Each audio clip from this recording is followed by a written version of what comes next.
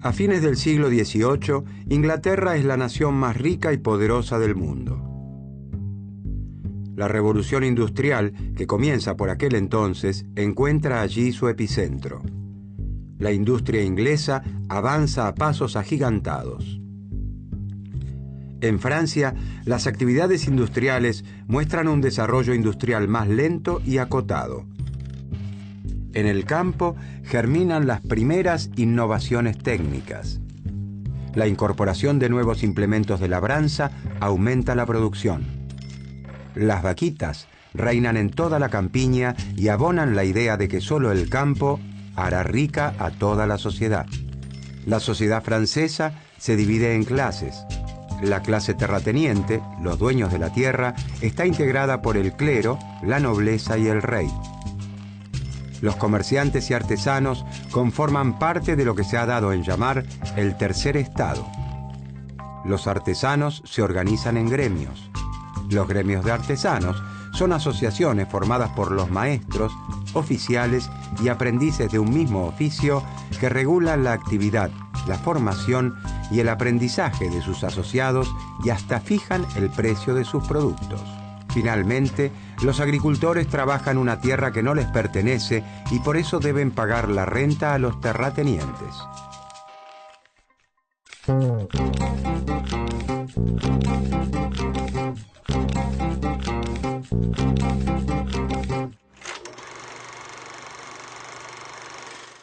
Ellos son el terrateniente, el agricultor y la artesana. El terrateniente es dueño de un título de nobleza y de una gran extensión de tierra en las afueras de París. El título y las tierras las heredó de sus mayores. El agricultor trabaja en las tierras del terrateniente. Sabe cultivar, cómo cuidar las plantas y cosechar. No heredó ni un metro cuadrado de tierra y por título, solo el de agricultor. Después de la cosecha, debe los impuestos al rey, el diezmo al papa y la renta al terrateniente. La artesana pertenece al gremio de los panaderos. Con la harina del trigo que el agricultor cosecha en el campo del terrateniente, ella moldea sus artesanías comestibles que tienen la forma y el sabor de una baguette o una croissant. En este contexto histórico y social surge en Francia una escuela de pensamiento cuyo principal referente es el doctor Quesnay. ¿Quién fue François Quesnay y por qué es considerado el padre de la fisiocracia?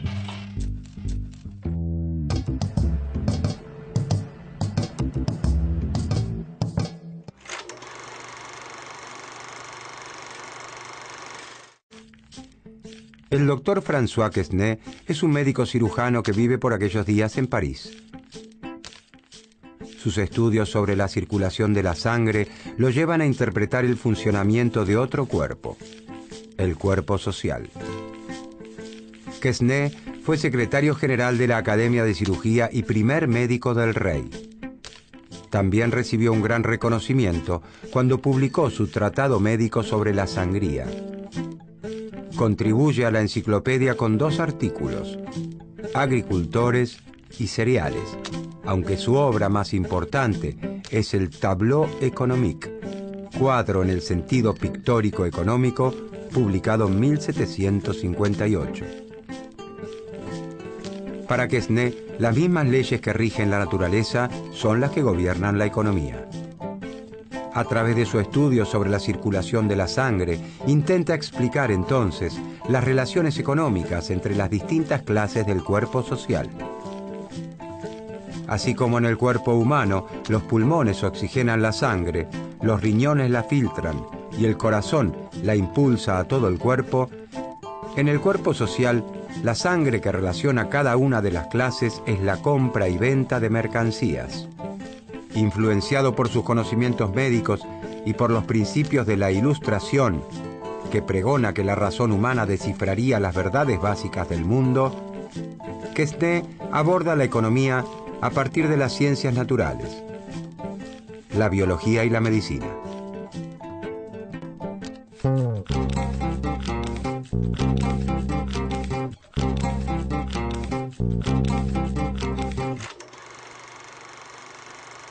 François Quesnay afirma que la agricultura recibe un don de la naturaleza. En la Francia de los fisiócratas, la riqueza se encuentra fundamentalmente en el campo. A diferencia de Inglaterra, el sector industrial francés está integrado por pequeñas empresas familiares que apenas cubren sus costos de producción.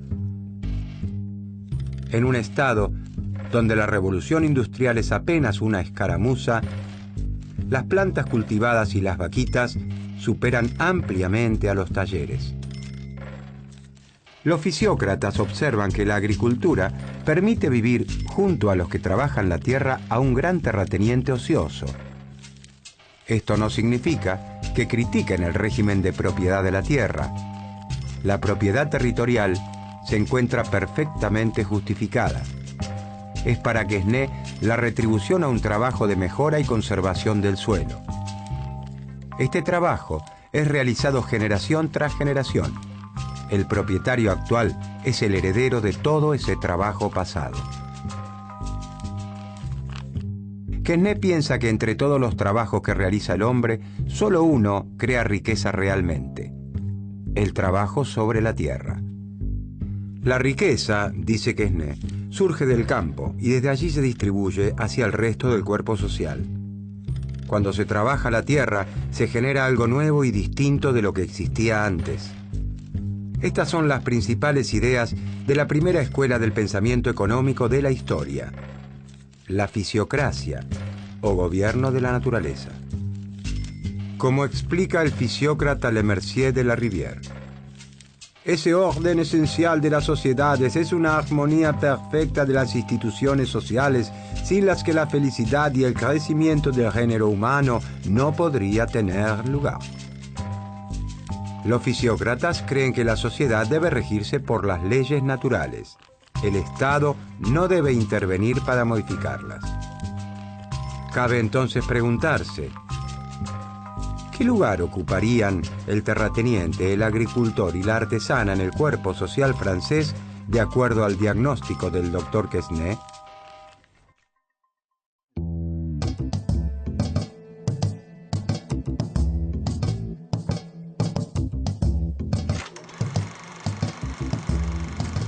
El agricultor pertenece, de acuerdo a Quesnay, a la clase productiva. Los agricultores son los que le ponen el cuerpo a la actividad agrícola. Ponerle el cuerpo significa literalmente eso: comprar las semillas, cargarlas, llevarlas hasta el campo, sembrarlas, cosecharlas, vender la cosecha. Con el resultado de esa venta comprará el pan que fabrica la artesana. El excedente de todos sus gastos, los que realiza para producir y para vivir, constituye la renta que debe pagar al terrateniente. Esa renta es la riqueza que genera el agricultor, que es la riqueza que genera la sociedad. Para los fisiócratas, la agricultura es la única actividad que genera riqueza. La artesana integra la llamada por Quesnay clase estéril. Para los fisiócratas, los artesanos y comerciantes no producen riqueza. La sociedad no es más rica luego de que los productos de la naturaleza son transformados o trasladados. Estéril no significa inútil. La artesana transforma la harina de trigo en una masa con la que fabrica sus delicias. Es muy bueno que se dedique a producir pan para que todos los franceses puedan disfrutarlo en sus mesas. Pero su actividad no hace que la sociedad sea más rica. El terrateniente no produce bienes agrícolas ni productos elaborados. Vive de la renta que el agricultor le paga por trabajar sus tierras, es decir, vive de rentas. Los fisiócratas observan que la producción agropecuaria genera una riqueza tal que, después de cubrir todos los costos, le permite al propietario de la tierra recibir un ingreso sin haberle puesto el cuerpo a la producción. Según el pensamiento fisiócrata, al existir una única fuente de riqueza, la tierra, el terrateniente, como propietario, debería pagar el único impuesto que es lícito cobrar: el impuesto a la renta de la tierra. El Estado, dicen, debe eliminar todo aquel engorroso sistema heredado de la Edad Media que hace que la recaudación de impuestos sea difícil y costosa.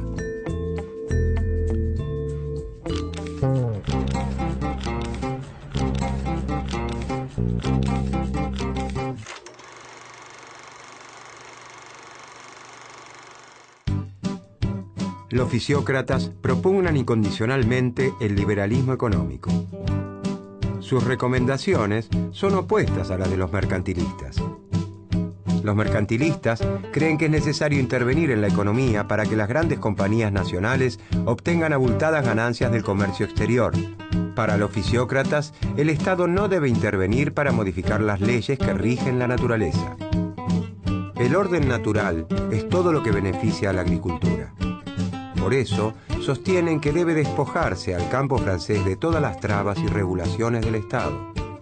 De esta manera, se aumentaría la producción agraria y crecería la riqueza. Proponen la perfecta libertad para que la actividad agropecuaria se incremente lo máximo posible. Rechazan el proteccionismo y exigen que se libere el comercio para que el campo pueda colocar sus productos en el extranjero. ¿De dónde salían todas estas ideas? ¿Quiénes eran los fisiócratas? ¿Qué personalidades llegaron a ser sus mayores referentes? ¿Dónde se reunían?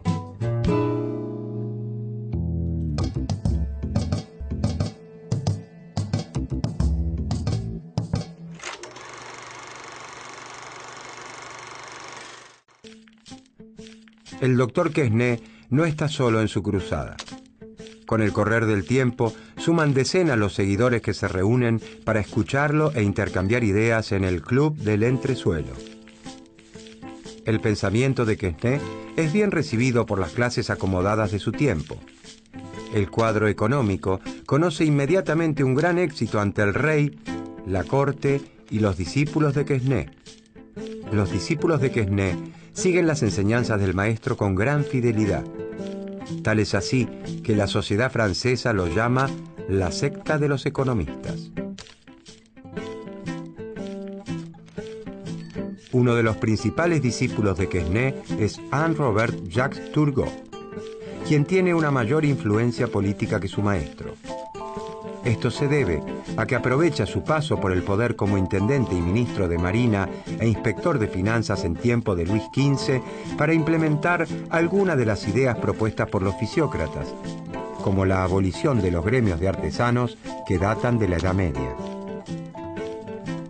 Turgot es también el autor de una frase que se convertiría en el estandarte del liberalismo económico. Laisser faire, laisser passer. Dejar hacer, dejar pasar. Dejar hacer libremente sin proteccionismo, dejar pasar los productos, dejar comerciar.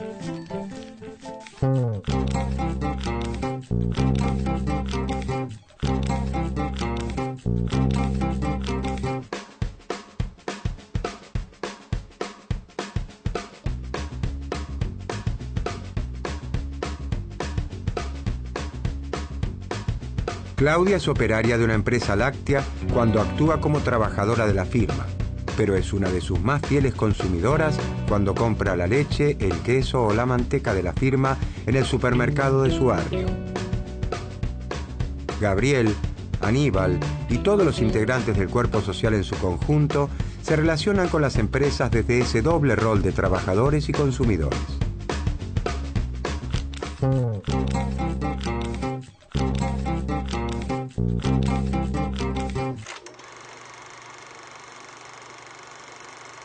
Uno de los principales aportes de los fisiócratas al pensamiento económico es el considerar a la economía como un todo, como un sistema. Mientras los mercantilistas analizan fenómenos particulares, como cuestiones monetarias, comerciales o impositivas, los fisiócratas aportan una visión de conjunto de la economía. El cuadro económico muestra de forma gráfica los intercambios que se realizan entre las distintas clases sociales. Estos intercambios tienen en la versión original la forma de un zigzag, por eso también se lo ha conocido con este nombre. En el tableau économique o cuadro económico, Quesnay se propone mostrar que la actividad económica es un flujo continuo, como la sangre en el cuerpo humano, en el que se producen constantemente intercambios de productos por dinero entre las clases sociales. Según el cuadro económico, la clase propietaria representada por el terrateniente recibe un dinero del agricultor en concepto de alquiler de sus tierras, la renta, y no hace más que gastarlo completamente. De acuerdo a la teoría de los fisiócratas, la clase estéril, la artesana, gasta todo su ingreso en su subsistencia y en transformar los productos que recibe del campo, del agricultor, sin agregarle valor en el proceso. El agricultor, representante de la clase productiva, aún después de sus gastos y de los costos para su próxima cosecha, genera un excedente, una renta, que se la debe al terrateniente por utilizar sus tierras para cultivar, ya que él no tiene tierras. Por eso los fisiócratas sostienen que la actividad agrícola es la única que genera riqueza. En un año, por ejemplo, el agricultor produce trigo por 500 pesos. De estos 500 pesos, debe utilizar 200 para pagar los jornales de sus peones, las semillas que necesita para volver a plantar el ciclo que viene y su ganancia. Es decir, que el agricultor, la clase productiva, gasta 200 pesos en sí misma. De los 300 pesos que le quedan, el agricultor gasta 100 pesos en la clase estéril, para adquirir bienes y servicios, zapatos, galletas o panes. Son bienes manufacturados que se elaboran a partir de la riqueza de la tierra, pero que el sector agrícola no produce. Después que el agricultor gastó 200 pesos en sí mismo y 100 pesos en la clase estéril, le quedaron 200 pesos. Es decir, al descontar todos los gastos necesarios para poder vivir y volver a producir, le resta un remanente. Estos 200 pesos constituyen el producto neto, la riqueza generada por la actividad agrícola. Esa riqueza es la renta que el agricultor debe pagarle a la clase propietaria, al terrateniente. El terrateniente gasta los 200 pesos que recibe en partes iguales en las otras dos clases. 100 pesos en el pan que elabora la artesana y 100 pesos en el agricultor para abastecerse de tomates, verduras y otro tipo de alimentos. De esta manera, la clase terrateniente gasta todo lo que recibe y al hacerlo, distribuye la riqueza en todo el cuerpo social, como la sangre en el cuerpo. En nuestro ejemplo, la clase estéril, la artesana, ha recibido 200 pesos, 100 pesos del terrateniente y 100 pesos del agricultor. De acuerdo a los fisiócratas, la artesana no genera riqueza, sus ventas son iguales a sus costos. Todo lo que recibe por la venta de sus productos debe gastarlo para vivir y adquirir materias primas. Gasta todo en el agricultor, ya que tanto el trigo que necesita para elaborar el pan como el resto de los alimentos que consume provienen de la tierra. En cambio, todos los gastos en la producción agrícola generan riqueza. Cuanto más gaste el agricultor en sí mismo, mayor será la riqueza generada. En nuestro ejemplo, gastó 200 pesos en sí mismo. Y se generó una riqueza social de 200 pesos.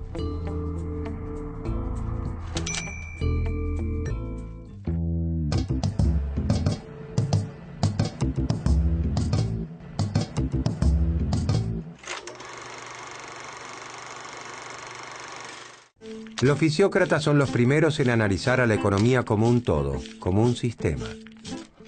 Conforman la primera escuela de pensamiento económico digna de ese nombre, porque tienen un pensamiento coherente y homogéneo, un maestro, Quesnay, seguido por fieles discípulos, un enfoque científico y una actuación como grupo organizado.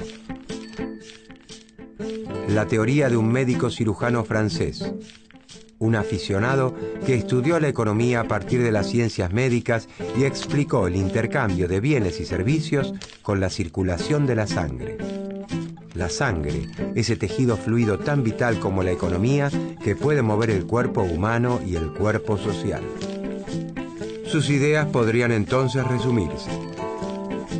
La etimología de la palabra fisiocracia significa el gobierno del orden natural o gobierno de la naturaleza.